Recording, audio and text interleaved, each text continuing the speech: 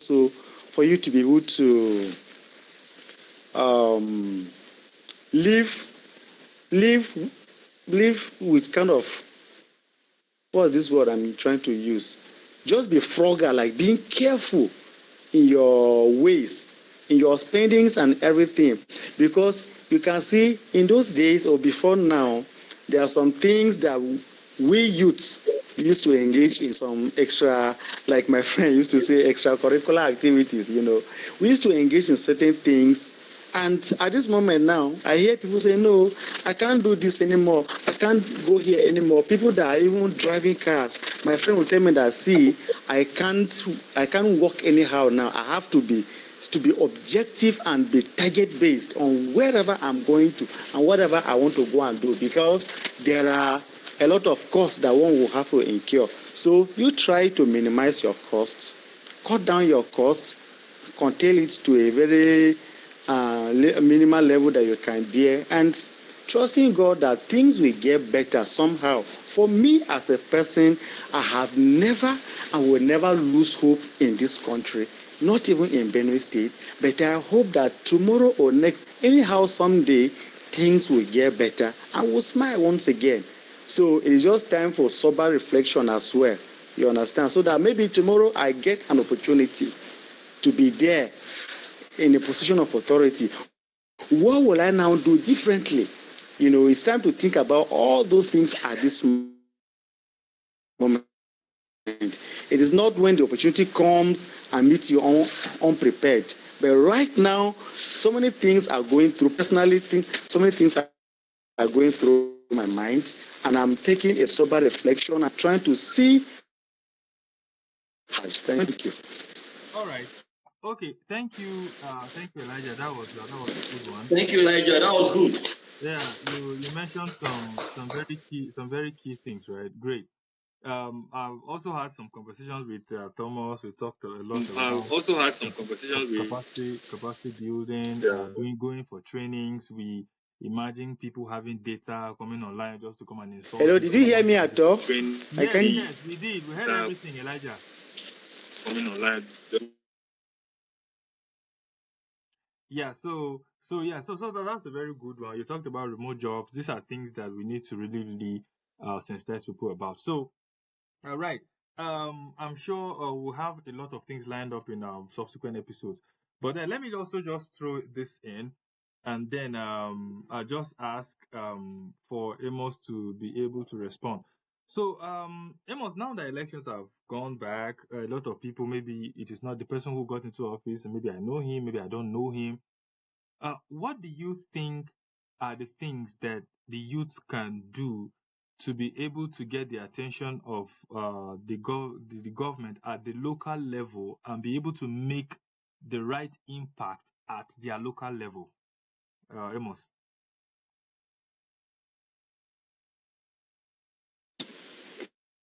All right. Thank you very much. You see, all over the world, government alone don't drive prosperity. It is clear. So I think it's time for our people to know that governance or government going into government,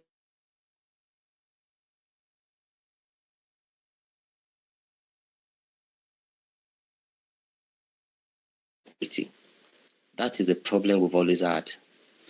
People go into politics or sponsor people into politics, into elected offices, so that they can have access to the public purse and enrich themselves and their cronies.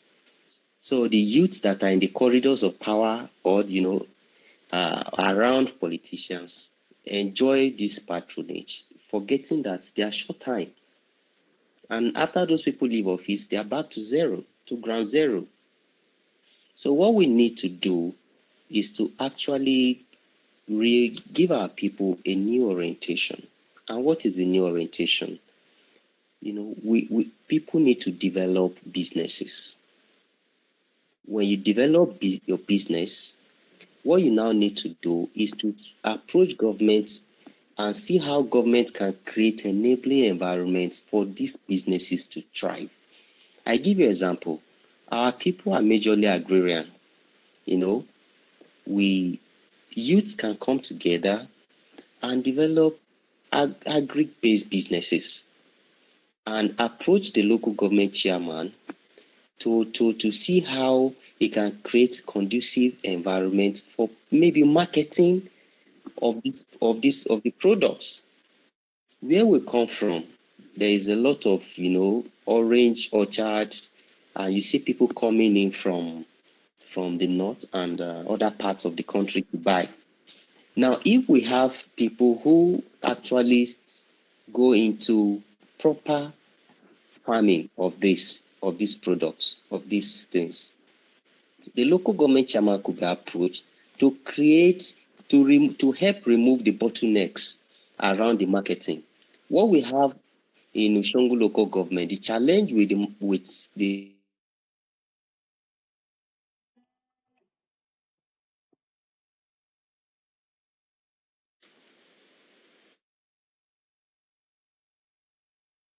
so there are some middlemen who collect so much from the people who come to buy and give the farmers quality.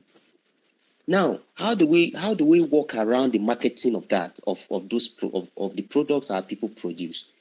And how do we give our people? How do we make our people to develop other areas of business? If we develop businesses away from government, and we now approach government to create an enabling environment for businesses to thrive, that is how wealth is created everywhere in the world. It is private individuals that create wealth. Government, the business of government is just to create an enabling environment. But it may be because there are a lot of factors associated with this. But majority of our youth in back home, they prefer to be SA, SSSA, SA to SA, SSSA to SSSA, and all that. And there's a lot of nuisance on the social media space around politics. I think it is time for us to understand that governance or being at the corridors of power is not the yardstick to wealth creation for our people. If Jerry Ola can create his business, I create my business, Philemon creates his business, we can now approach government. Look, this is what we do. This is how we believe government can create enabling environments. For even export of those things, for even export. So you see that we have that we have a multiply effect that will create employment, because employment cannot only be done by government alone. When businesses spring up and government create an enabling environment and these businesses do well, they have capacity to employ. And that is how wealth is created, and that's how nations are built. Well, nice, nice. So that's just my idea about it. Okay, I like that one too. Go to government, but don't go empty-handed, because imagine that you are pushed so well to go and see an office person, and then you get there and you don't have anything to offer, right? So good, create something, approach the government, right? Yes, brother Yondo, I see your hand. I think you want to chip in on the contribution. Go ahead, please. Okay. Yeah, good evening. Yes, in addition to what the barrister have just said, I think the another way is that the youth should form a cooperative. The barrister mentioned something of such. So I think the way our government now is attending to its citizens is through groups. Like this fertilizer the state government was given.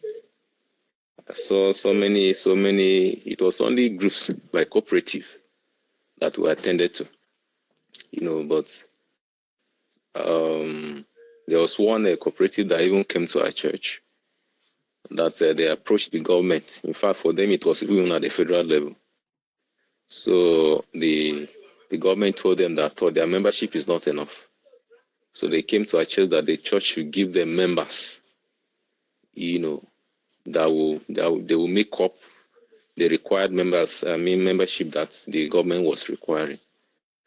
And when the guy that was leading or was the president of that cooperative, in fact, it was Taylor's cooperative. It was a very young guy. It's a very young guy. So he leads the group to that level, and also the government attended to them. So I think if the youth can form a group and approach the government, they can assess the government, and also from what they got from the government, they can develop themselves. Such cooperatives can grow, and even their individual lives also can grow. So that is what I wanted to add. All right. Thank you so much. That's very, very good. In fact, I think I'll just share the story. I think Elijah is aware of this as well. I happened to work in Ekiti State at some point, and then I got some information from some young guys who had registered businesses, and we're applying for the Tony Elumelu Foundation grant. Thomas is quite aware of that grant. Tony Elumelu is doing a lot, giving $5,000 to businesses in Africa, right? And then Nigerians are the largest beneficiaries of that. But information, you don't get to know about all of this, right? But then I got to know about that, and then I registered. That made me register my business, and then I did the processing, joined the trainings, did all of the exercises, wrote all of the exam, and then at the end I was able to get $5,000, right? So you see, and then I now share the news to some of my people, and then they now push forward. I think this last batch that happened, about 4 of the people that I referred, put through, connected them with the sessions. They did business plans here and there. We did some work together. I think about 4 of them got the grant, right? About $5,000 each. Well, it might not be so much, but at least when the dollar had not really gone this bad, it was some reasonable. When Naira had not been so weak, it was some reasonable things to do. But yeah, so I agree. At that level too, they said you must have a registered business, right? So it is good to share the message, have businesses, have cooperatives, approach the government with a very good plan, and I'm sure the government will do something. These are messages that we are going to really take across to our people and make sure we sensitize them enough to be able to take those steps. Now that the local government is even having autonomy, right? There's going to be a lot of money at the local government level. So I think there's a lot that they can do, right? So yeah, not to overflog that, but then let me now have you, Thomas. My question was going to be that a lot of the local government chairmen that I saw are young people, right? So my question is, from what we have already seen the social media space in Benue, the things we hear, the stories on the street, the word on the street, everywhere here and there. Do you think that the fact that we have a large number of young persons in the LGA system, do you think they were well prepared for that? You may not have known them individually, but do you think that the preparation was enough, or do you also think that we are looking at having a very effective LGA system in the nearest future?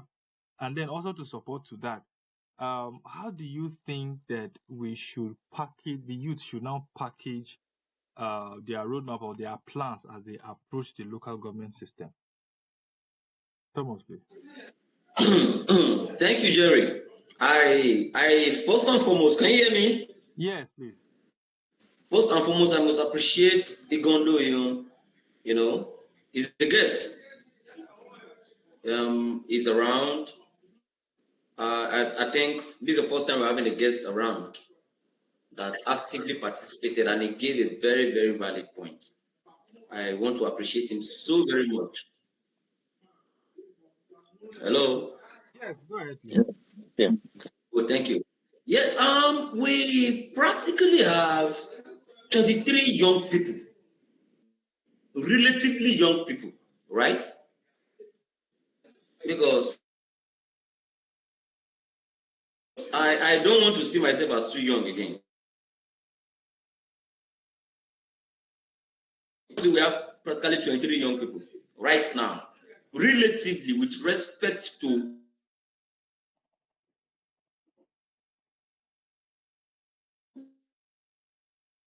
Yeah, we can hear you. Can hear you. Oh, thank you very much. So I actually want to look at Jerry. Thank you so much. Actually, we're not getting too younger. I want to look at what used to be and what is. We used to have chairmen that were as young as this.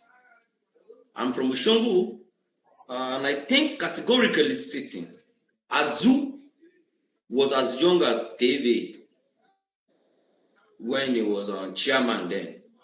So I really want to say we should not be too excited that we're having young people now. Kube was practically young when he was a chairman too. David was practically young when he was a chairman. From the Oshungu perspective, Oya was practically young when he was a chairman. So the question is not about the cruise is not about the state. No, it's not about the demography. It's about the will. The reason why we vie for young people is because we feel they are more in tune. They should be more they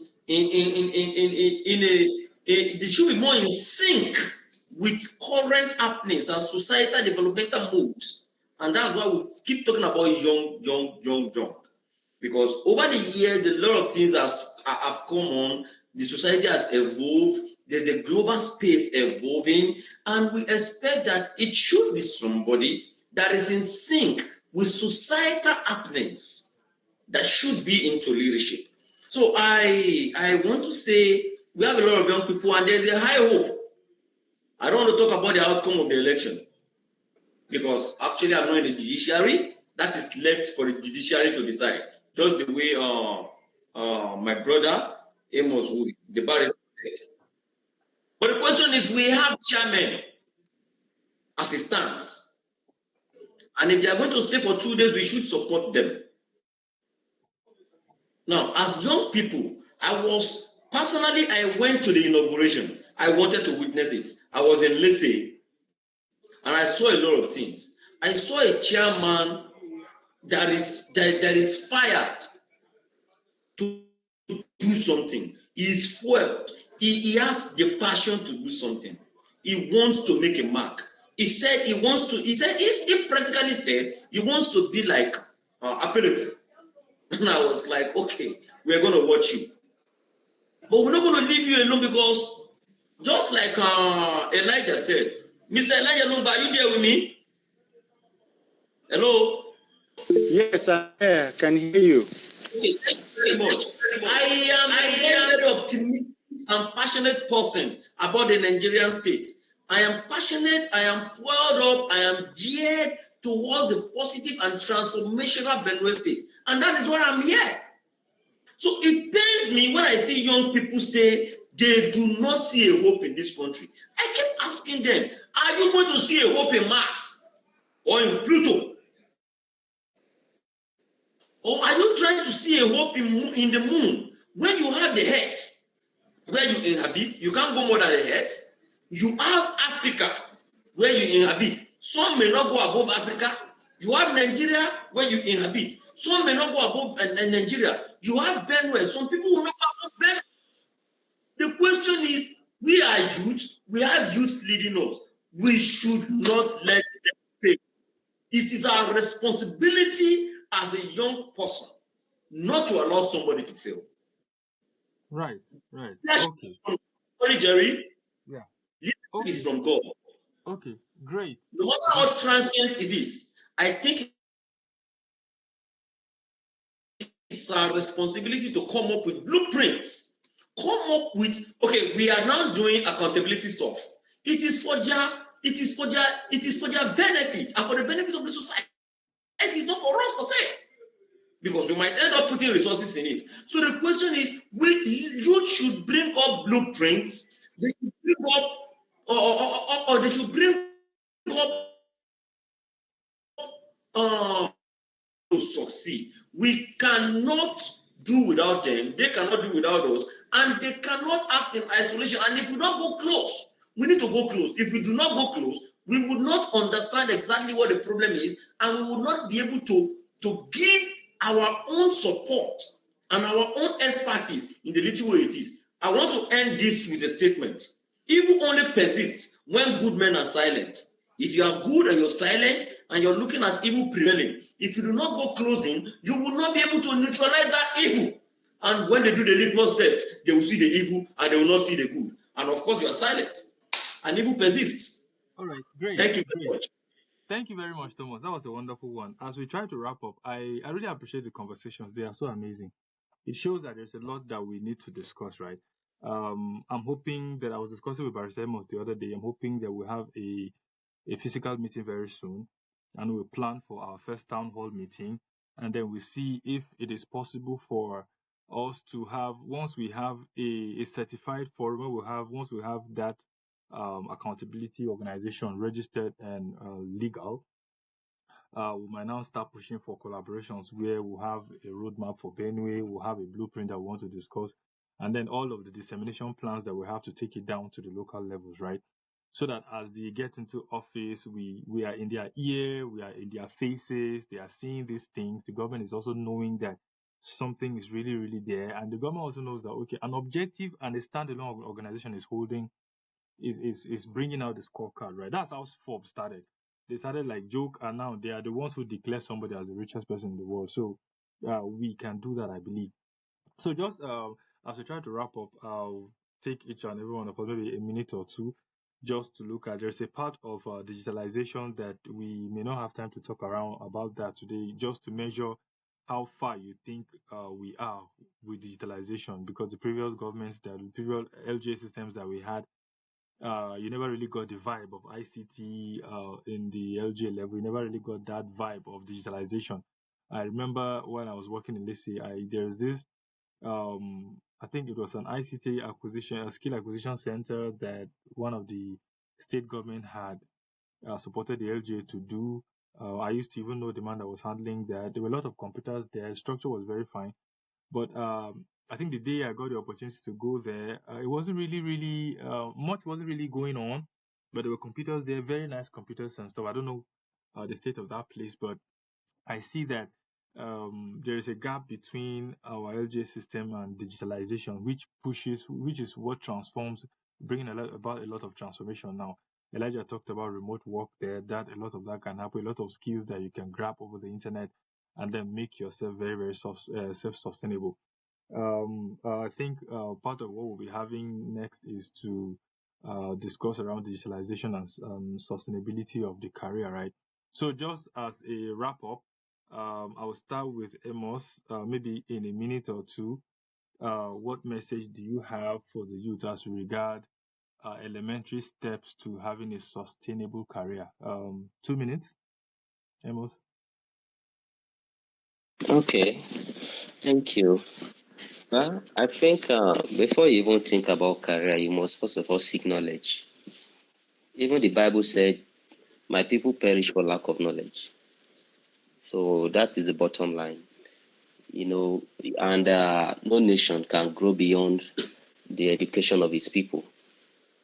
So we need to empower ourselves as young people. All right, nice. A career of choice. You must empower yourself. And the world is very competitive. The world is highly competitive. So if you sleep on your horse, you lose out. So to me, there is nothing more than empowering yourself. You need to keep grinding on, acquiring knowledge. We are all back to school. I'm back to school myself. Trying to specialize in taxation. And after then, I move forward. So, you need to, just as Elijah said, you must be prepared so that when the opportunity comes, you are not caught off guard. So that is just knowledge. You can never go wrong with acquiring knowledge. It can only equip you, make you ready, make you more productive. And even in leadership that we're talking about, if we have people who are knowledgeable in leadership, if you have citizenship that are very knowledgeable, they'll be more prone to holding leaders accountable. Because if you do not know what if you are not knowledgeable, how will you even hold somebody accountable for what you don't know about?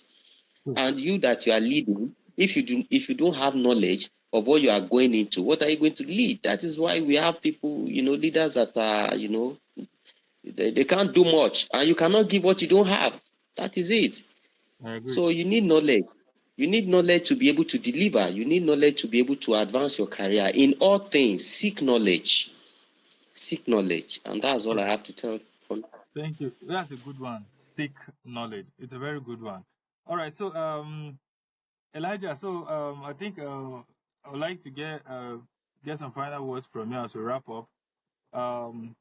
What do you think is okay? Let me just ask. Just mention two key transformation expectations that you have for our LGA system. Mention two transformation impact that you hope to see from our LGA system. Okay, thank you once again, Jerry. And there are two things. In fact, you have even taken the other one out of my mouth, which is digitalization. It is very, very key in this modern era, because remember there was a time, was it this year or last year, me and you were talking about having Benue State in just a click. If you still remember that document we started developing. So that is just about the whole idea of digitalization. If we can go into it, it will help to solve a lot of issues, even security-wise, and so many aspects. And then one other aspect I'm also expecting transformation immediately is that aspect of the ease of doing business at the local government level. Wow. You see, our mothers sometimes they suffer from the hinterlands to bring their farm produce to the market, and you begin to see multiple taxation from all corners. It's not right. It is not encouraging at all.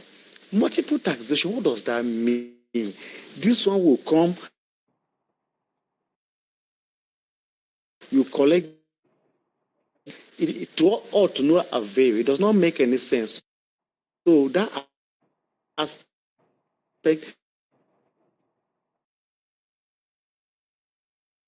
let me just go ahead and. All right. Okay. Thank you so much, Elijah. Government should help remove bottlenecks so businesses can You thrive. see, and the people. All right. And the government. Okay. Thank you so much, Elijah. Okay. So we have done over an hour, and I'm hoping that we will This meet accountability. again. You see, the government is very, very aware that, in fact, they are even having.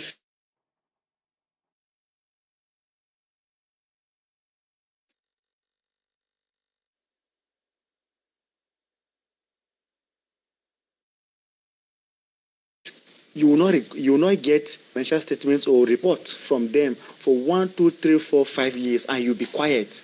This thing happens in Nigeria. I'm talking about NNPC.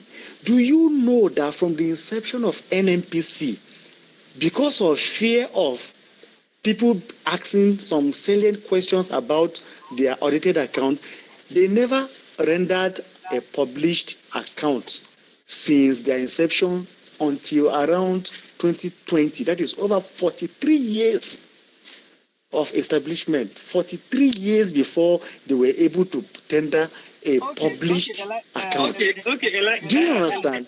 Elijah, that's a whole another conversation, right? See, some of these issues can just be so mind-boggling, but there's no time for all of that for now. I think Elijah. Yeah. So honestly, I'm happy that we are bringing out thought-provoking conversations. Right? It's very, very good. Part of what you also mentioned, Thomas, you were also aware of that idea when we started. Benue in one click is a digitalization idea, and hopefully we'll build that into the agenda that we have for Benue State. I'm happy that there is this awakening in us that we hope to take to Benue, and I'm sure that God has blessed us with capacities in different areas that we can already start making some impact in our own little corner, right? I know a lot that Elijah too is doing, Thomas is doing, I know Amos is doing a lot there too.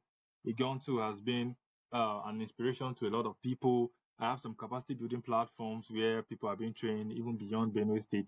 So we are blessed one way or the other to be able to make some impact. So I'm sure that when we come together in a physical meeting and put all of this together, the steps that will be following from there will now be more clearer. I'm very proud of this team, and I'm sure that Benue State will hear from us. Right. Okay, so 1 minute, Thomas, as we round up. 1 minute, Thomas. Oh, thank you very much, Jerry. Thank you very much, Elijah. Thank you, Mr. Igondoyo, for coming around. Can you hear me clearly? Yes, please. Yeah, thank you to my little brother, Amos. Can hear you. It's not big, bro. It's my little bro. I really like this. I really like this. The message I want to leave is that we should think global. Right. We should think global. I see kids in the hinterlands of Kenya, in the hinterlands of Namibia, in the hinterlands of Ethiopia. I meet them online in different platforms, and these guys are dope. We should stop thinking that Agedam thing. We should stop thinking that we are restricted to a particular place. You know, you can grow global from your home. We should try as much as possible to focus our energy on the things that matter so much. And at the end of the day, just like Mr. Elijah Numba said, opportunities will come and we would be prepared.